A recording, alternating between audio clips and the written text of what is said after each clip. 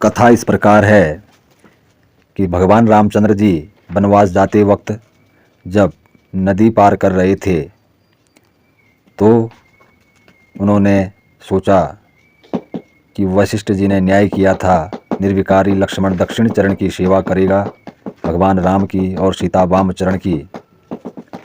तो भगवान रामचंद्र जी सोचने लगे कि तीसरा और आ गया, गंगा पार करना था।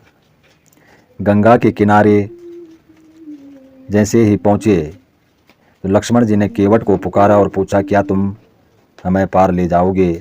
केवट अपनी नौका में से ही कहने लगा, मैं तुम्हारा मर्म जानता हूँ। लक्ष्मण जी बोले, अरे भाई कौन सा मर्म जानता है? केवट बोले, राम के चरणों की धूलि के स्पर्श से पत्थर की अहिल्या सजीव हो गई, मेरी नौका तो लकड़ी की है।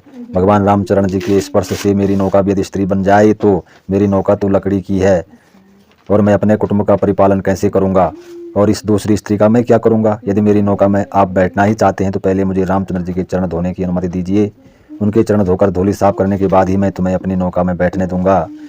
केवट के प्रेम पूर्ण वचन से रघुनाथ जी को प्रसन्नता हुई।